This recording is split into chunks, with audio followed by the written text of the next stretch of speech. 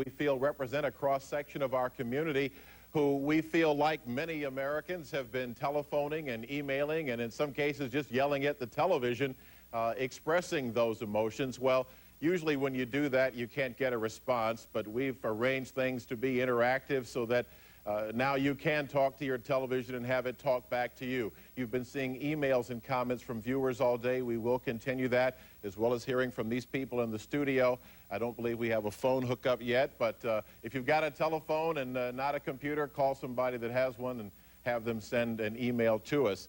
We really have no rules, folks, as we talked about. You know, we're going to keep this very open, and we'd like to know what you think. I'm just going to start here in the back because I've known this lady for about 10 or 11 years now, Clementine Barfield. Many of you recognize her, the founder of So Sad, Save Our Sons and Daughters. And you have a very unique connection to the Pentagon you were telling me about. Yes, my niece is in the military at the Pentagon. She works directly for the Secretary of Defense. And she didn't go to work yesterday. She said she woke up and she just couldn't get out of bed. And had she gone to work? Had she gone to work, that she would have been injured or killed because her section was directly hit. We have heard from so many people with that kind of close connection, that near-miss kind of connection. What has that been like for you? Well, we've heard, you know, from a lot of people. The closest, of course, for me has been my niece because she lost so many of her staff people and, you know, so many friends. And my heart and it just goes out to her because I just can imagine that she will never be the same because of this tragedy. And she is, of course, not a unique case. This is the case for thousands and thousands of people, and actually for the whole country, and especially for our children who look to their parents for their sense of safety and security. They now see that this is something that their parents can't protect them from. Now, your organization deals with finding solutions to violence and stopping violence, and I want to talk about that more in a minute with all of you, because really this is a question of violence. But before we do that and move on, Jim, your last name, Jim? Tuman. Tuman. You also have a very personal connection to the Trade Center incident. I lost two high school friends who were working on one of the top floors who are now presumed dead. And I'm deeply concerned, Frank. I'm a national speaker on teen violence prevention, and spoken to over 2 million kids. And I'm seeing a lot of rage in kids normally. Now there's more rage. And my concern is, if we turn the rage outward against ourselves, then we've self-defeated this opportunity to unify this country at a time that this country needs more unification than at any point. And I agree with that, but don't you feel some rage? Oh, you lost a couple of friends in this. I was screaming at the moon. I was angry. I was frustrated. I got calls from their wives. Their wives were crying. You know, the injustice of this is just tremendous. And it touched my heart deeply. And the memories flooded back of our friendships and our shared times and all the things that were important to us.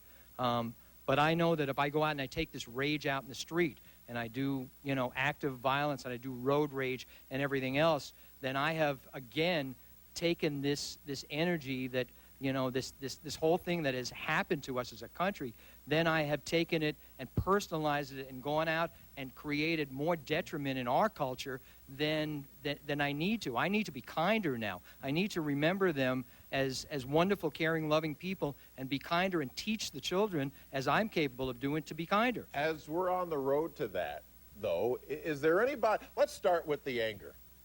Is there anybody that's just plain mad that can express that? You just... Tell us your name and what your occupation is. I'm Karen Schrock, and I'm the director of an agency that serves older adults and people with mental and developmental disabilities. Okay. And what makes you mad about this? Who are you mad at? What makes me mad is the fact that you feel so totally out of control of this situation. When we talk about things like teen violence in our country, and when we talk about militarism in traditional senses, you have a sense of control. But when something like this happens and we don't know who did it, we don't know why, we don't know if there are other targets that are still out there that just haven't been impacted yet, that makes you very mad. How did that come out yesterday? When Did you weep? Did you yell? I did. I was in a meeting, and one of my board members came in and told me about it. And I got on the phone. I called my sister, and I talked with my niece. I called my son, and I talked with him. And I was very sad, not just for the lives that were lost, but for the way I knew it would change America forever. Now, who else yesterday was just mad along with all the other emotions? Well, I wanted to respond to your question that you posed. Who are you angry at? Okay. First of all, tell us your name. My name is Rana Kazuz. I'm Media Relations Director. I think that's a very dangerous question to ask. Who are you angry at? I think in the fury, people are caught up in their anger and trying to categorize a group of people to blame for the situation. I think, as I read a quote today in the Detroit News by someone saying, now is the time for logic and reason, not passion and anger. And I think people need to realize that they can't or they shouldn't take their hurt and their feelings of sorrow and treat that as anger towards a category of people. I think that's dangerous, and I think now's the time to work together to try to solve our problems. Now, as well-reasoned and logical as that sound, is anybody less mad because of that? What do we do then? Tell us who you are. Yeah, my name is Cal Williams, and I'm the Executive Director of Children's Aid Society. And mine was a feeling of anger that moved to a feeling of really deep disappointment, mingled with anger. And mine is really directed toward adults. We have a responsibility to set an example for children as to how we can live peaceably in this world. And like Jim, I'm involved with kids that have been involved with the gang squad. But more touching to me is that we're involved with kids in the Detroit public schools that are between the ages of 3 and 5 years old who are violent. And we're talking about children seeing images and not feeling protected. And Winston Churchill said it well, when the children are not protected, the country is not safe. Now let me ask you about that, because if we all can agree we have a right to be mad, Yes. that this should upset us, Yes. the problem is how are we channeling it and who Yes. are we directing it toward? The children you deal with, Yes. this violence in them, it comes from some poorly channeled anger, doesn't It comes from poorly channeled anger, and I think as I've heard people who were in New York City talk, one of the things that they've said is I felt like I was in a movie. So what it means is that a lot of the things that our kids see, in the violence in movies, this probably will not move them to the extent that we thought it would. It's just that this is real. This is really people dead. And I think we need to rethink the kinds of images that we put before our children and that young children as teens and adults. It's very disturbing. We have no idea how this impacts the human psyche and the long-term impact on us But we're as people. certainly about to find out. I want to Yes. just work my way back here in the back for a moment. We have seen a lot of emails come in from viewers, and there is a tone to a lot of them. Let's find them and get them. Find them and get them. Find them and get them. In light of what was just said about directing our anger in a healthy way and not jumping to conclusions about who's responsible, what do you think about find them and get them? My name's Barbara Winder. I'm an attorney and an activist and a business owner. First of all, I think that we're proceeding cautiously, as we well should, because we really, I don't believe the government has a major clue as to who is really responsible for this. I think that they're going with the most obvious, as they initially did in Oklahoma, but I'm also pleased to see that they are not going as rapidly proceeding as rapidly as they did in Oklahoma. The one suspect seems to be bin Laden, and I don't know whether there's anybody else in the world who's capable of doing what he is alleged to be capable of doing. Government has alleged that he's the only one, but that mentality of find them, catch them, and get them is, so American and A little dangerous, isn't it? quite dangerous. I was about to say quite dangerous, and is what has gotten us into so much trouble in the past, so that I would hope that we would proceed cautiously and be sure that we protect everybody's rights in this whole process. You know, one of the things that I've heard, and I don't know a great deal about him, but I've heard that Osama bin Laden is a Persian who happens to be living in Afghanistan. But I think a lot of people are under the impression that he's Arab, first of all, and because of their feelings about him, there's a great deal of anti-Arab sentiment. And when you have a sentiment that's against any particular group of people because of what an individual or group of individuals have done, that sounds familiar, doesn't it? Yes, it does. But it doesn't make things better. It doesn't. It makes things worse. When you carry that kind of sentiment or anger and lash out toward any specific group of people, whether it be religious group or ethnic group, it only intensifies anger. It makes things worse. And we as a society sometimes tend to be more reactive than proactive. And I think we need to take control of our own emotions, even if the adults are the role models and set examples for our children. And so what we have to do is set good, positive examples and realize that lashing out at any particular group is not healthy. And it only tends to intensify the fear and anger our kids already experience and the feelings of unsafety.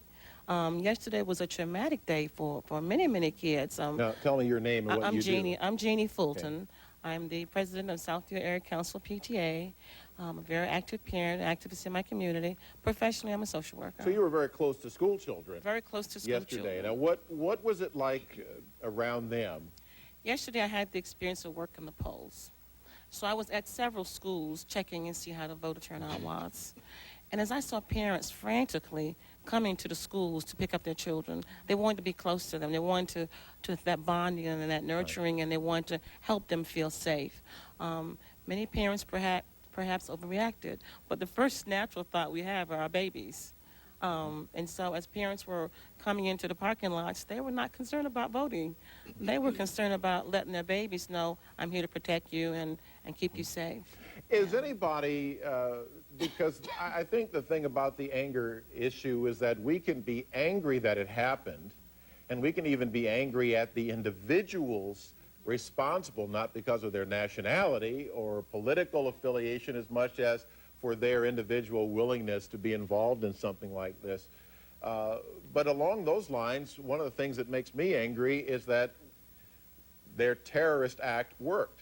Today we're terrified to fly, we're terrified to trade on the stock market, we're terrified to cross our border with Canada, we're terrified to do a lot of things.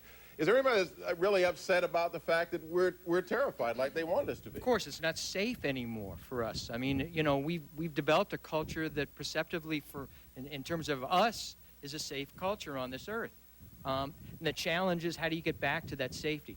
And part of getting back to that safety, Frank, is the ability to grieve. I mean, we've got to grieve this. We've got to go through the process.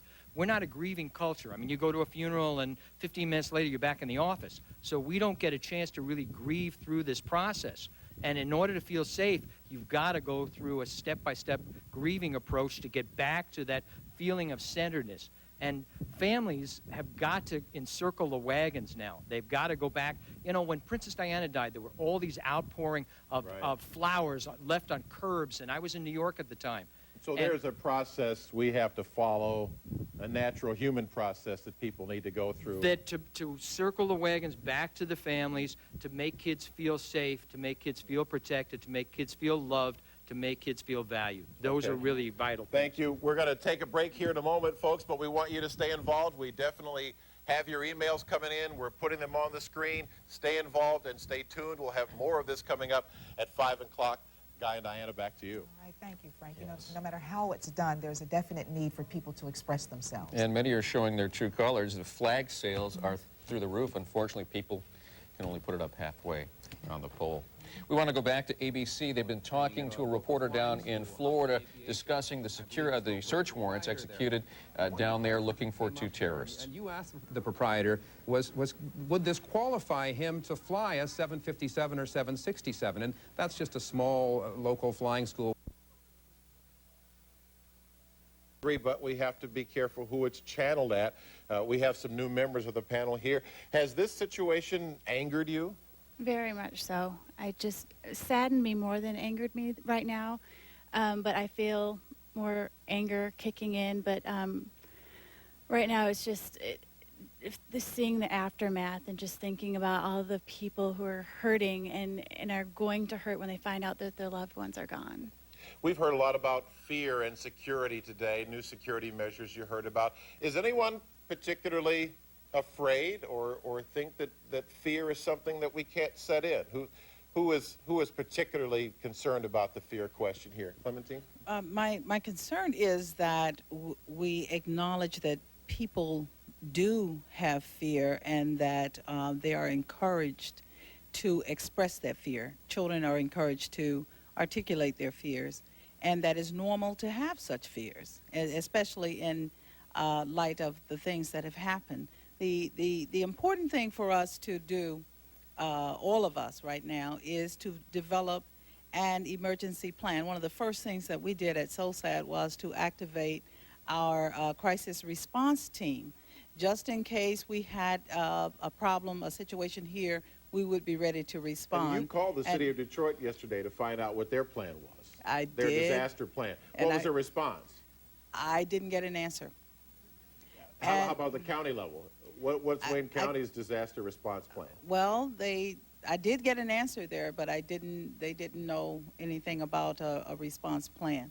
So I think this is real important that that now people start educating the community at the county level, at the city level, at the state level. They start educating the community about... Hang on 1 second, Clementine. I'm going to interrupt that thought because we understand that there is a special report now on CNN about Building 5 at the World Trade Center. We're going to take you to them now and get the latest. Our producer down, and we want to get her, frankly, let's just get her out of an area that may be dangerous to her and the people with her.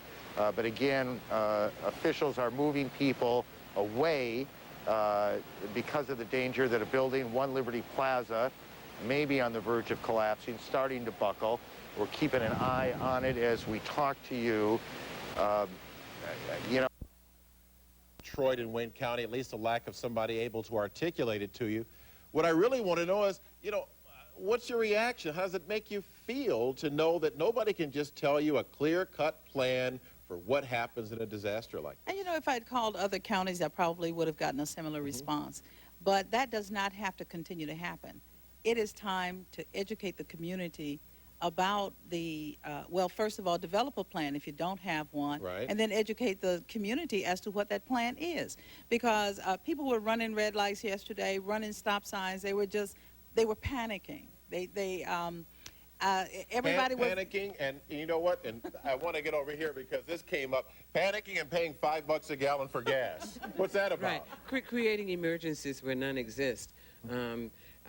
Going out and filling their tanks full of gas and saying, you know, you should do the same thing because it may cost $5 tomorrow. They're creating the emergency themselves. And their cars can only hold, what, 13, 14 gallons. So what are you going to do? Go home and dump it and save it somewhere? Right. I mean, it's so ludicrous. And the absence of these kind of plans, back to that issue, is really what creates the sense of emergency and people going helter-skelter without any idea of how they should respond. The fact that, while I'm not going to say the city government or the county government should not have done so, but the fact that they simply dismissed everybody from work yesterday caused a mushroom effect. People then started calling the schools and going to schools and taking their children out of school and calling the school to find out if you're going to be closed. When that created probably within a lot of the children anxieties that were not even present because they didn't know anything was happening. I'm glad you brought up the children. I want to talk to Jim over here for a moment because you know very definitely this is having an effect on children. You heard Val Clark's report that already children are being filled with anxiety and fear. Are you seeing some change in behavior already in general? They need a place to vent, Frank. I mean, realistically, parents need to ask their kids, how are you feeling? And then honor those feelings. Don't deny those feelings, because if they deny the feelings, they're going to be suppressed, and kids are going to act them out regardless. And so we're all frightened. Everybody on this panel is frightened. You're frightened. We're frightened because we don't know what tomorrow is going to bring. Children equally are frightened because they are powerless in their home environment. What about the coverage? You want them to be able to know what's going on, but is too much When do you know it's too Yeah, much? that's why I think it was important. We operate a daycare center, and one of the things that started to happen was parents that we had children who were at the McNamara, their parents were employed at the McNamara Building, the federal offices, and they called and said they were coming to get their children. And then we began to discuss what kinds of things we could do to assure children and to assure parents of how to help their children from being fearful. But yesterday was a time that many children, especially children in puberty, 11, 12-year-olds on up, really had an understanding that this was something that was really bad. And parents, I believe, really needed to be with their children you to do assure need to them, explain to them. not to frighten them, but to assure them that the family is there for them. I'm going to have to interrupt you for just a second. We're going to check in again now with ABC News. Around the World Trade Center in New York just a few minutes ago, we now believe that what actually happened was that the remaining portion of the South World Trade Center, that's the tower which was closest to New York Harbor, has collapsed. We believe that anyone there who examined the structural difficulties after the building collapsed perhaps knew in advance it was going to happen and certainly knew that it was a possibility, but that is the scene in lower New York at the moment. After we are told the remaining portion, which was not very much, as you know, of the South World Trade Center tower, has collapsed. Now, Terry, you said the president was going to go to the Pentagon despite the continuing concern about his safety. Is the White House really still concerned about his safety? Well, they don't want to articulate too much of a concern. They do want to communicate to the country that the government is back and running, although, as the president himself said, it's not business as usual. And officials are saying behind the scenes that they are still concerned, that this is a live situation here. But this is something that the president himself has decided to do based on an assessment of the level of risk provided to him by the Secret Service. On what basis is the White House still concerned about his safety? Do we know? Well, they aren't saying, Peter. They earlier today, White House Press Secretary Ari Fleischer said that it was the administration's feeling and belief that because these attacks were carefully planned, obviously carefully coordinated, and had been executed, that therefore they believe that the threat to the country was concluded. That is no longer the line here. They are saying that the situation is still being monitored, and so they have backed off what was a sense of finality about this tragedy and about these attacks that they were uttering this morning. And I do know that Ari Fleischer did say to you earlier that the White House believes that the attack on the Pentagon, the attack involving United Flight 93, a 757, had as its... Let's just stop for a second, Terry. I think there's something else quite majestic going on here at the moment. And so it is just, let's just sit for a second and watch these firefighters walk this American flag, this large American flag, across the roof of the Pentagon, where they have worked so hard for the last 24 hours and more to rescue people, and we believe not as many people perished in the Pentagon as had originally thought. It may be that they're going to unfurl this flag when the president arrives, but let's just put it up there. Let's keep it on part of the screen for a moment, if we may, because it's a reflection of the association with the flag that is just doesn't exist in any other country that I know of, and have been in quite a lot of them. As there is here. Many countries have deep feelings about their flag and use it in a variety of ways. But today, for example, in the last 24 hours, sales of American flags all across the country have skyrocketed, as have sales of small pieces of bunting and ribbon in red, white, and blue. And I think it was Kmart, somebody will nod knowingly at me, which told us a short while ago that 88,000 American flags had been sold in their stores today all across the country. And early today, when White House tourists had lined up at the White House trying to get into the White House, I beg your pardon, yesterday, People were at the White House for a long time, and then people were allowed back into the White House in part today, and as they went through, they were given small American flags. And you can go anywhere in the country today. We know it without ever moving from this newsroom, and knowing that there has been an American flag newly planted on a front lawn, or hanging from a porch, or perhaps a car aerial, and it simply does not occur. Mind you, these circumstances don't occur with such alarming clarity in other nations as well, or has not occurred with such clarity in other nations as well. So let's just continue to watch this moment. Terry, I know that Ari Fleischer said to you earlier today that the White House believes that the United flight, the 757, which crashed in, I beg your pardon, the 757 which crashed into the Pentagon, they believe the original target was the White House. Now, did he mean that, because it wasn't clear listening to the Attorney General, or did they mean that the White House was also a target? Can you clarify that at all?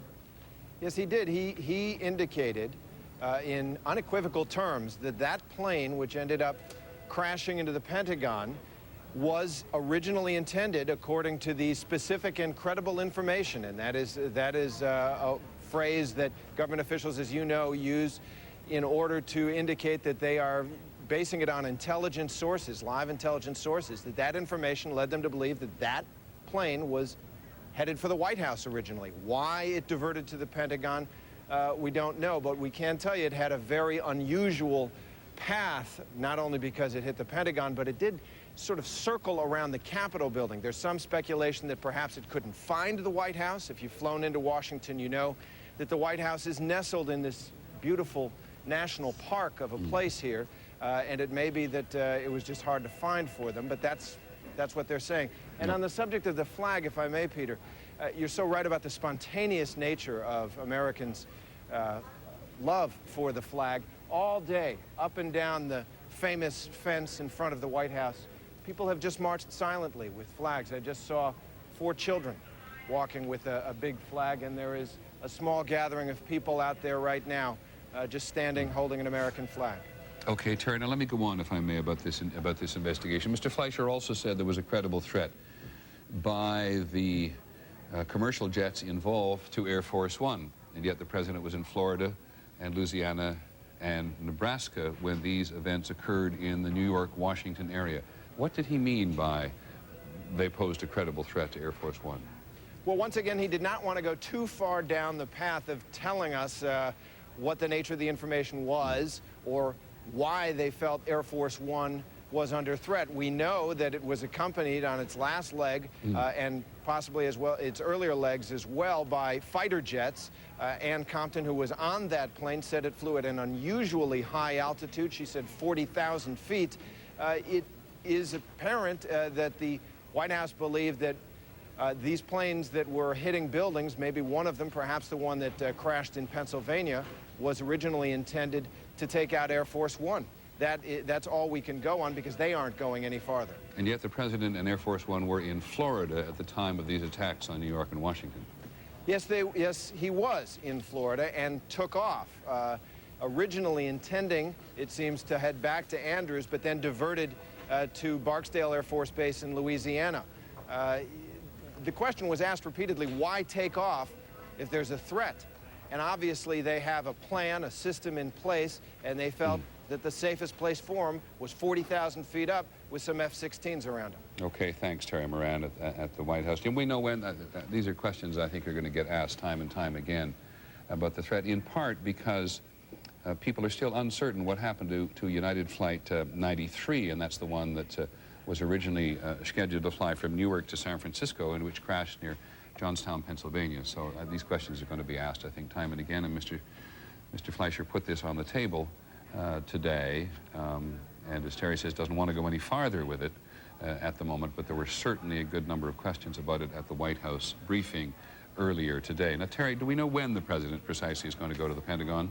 In a matter of minutes. He was scheduled to leave at 5. He was scheduled to leave several minutes ago. The motorcade is still lined up over there.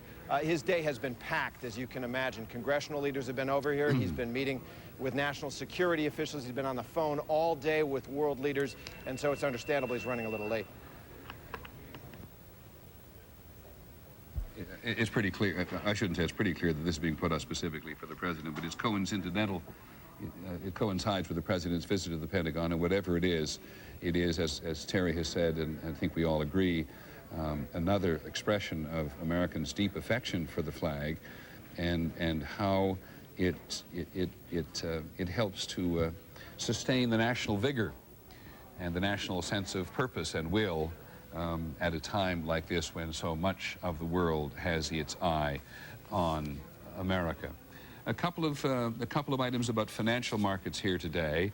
The U.S. financial markets are going to open as early as Friday and no later than Monday. The chairman and CEO of the New York Stock Exchange, Dick Grasso, who speaks publicly, among other things, on behalf of the New York Stock Exchange, says there are a number of factors in the decision. Foremost, the rescue and the cleanup. And measures of security. What's really jumping out for you right now? What's in your gut about this situation? Well, you know, Frank, I lost 2 friends, and I'm angry and I'm hurt, but I'm going to take that energy and I'm going to turn it and do something really positive, as I've seen the great outpouring of love from this community and from around this country. And I'm hoping that we all unify and we stick together and we keep this commitment alive for a very, very long time. That has been a recurring theme about unity and commitment? Yes, and I'm also hoping that people don't forget that we need to advocate for peace. And part of this problem is that we don't have a peaceful society. And I want us not to get too involved in a big military buildup as a result of this, because we have many needs in this country.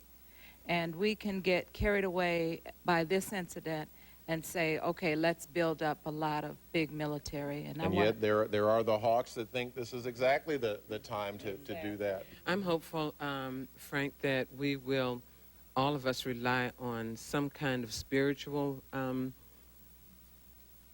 well-being, if you will. Whatever your beliefs are, whatever your religions are, come to understand that peace, as my friend here said, is really the answer. And just to comment on something that Jim said earlier regarding fear, when you believe in a creator, no matter whether you are Christian, Muslim, Jew, or whatever, you come to accept that you don't have to have fear. You can operate with a kind, peaceful spirit. And one of the emailers said they had said a prayer for our nation, not just for the victims, not just for their families, but for everyone. For everyone. And I think we should focus on channeling our energies of anger and fear into positive and constructive means by which our children can see us as role models. And we should come together not only in unity for this, but have plans so that when we have another disaster or traumatic event, we won't have to worry about, do we react now to a disaster plan, that we'll have it already in place, and that we as a community will come together and embrace each other and embrace our country. I know one of your main concerns. Well, I'm glad to hear the folks on the TV talk about faith and folks on the panel. And I think this is an excellent opportunity for all religions to come together and to focus their congregations on the concept that peaceable people seek peaceable solutions. And that's what we need. And as an advocate for children and youth, we must set that example to our children. And then what's that part of this that you've got to get out? I know if you're anything like me, or we've talked about this, we yell at the TV, and there's something in this got to be said. What is that? I don't know. When you're at home and you watch this, what is dying to come out of you? Just that there's so much hate and evilness in the world. I think we really need to pray for those people that are doing this right now.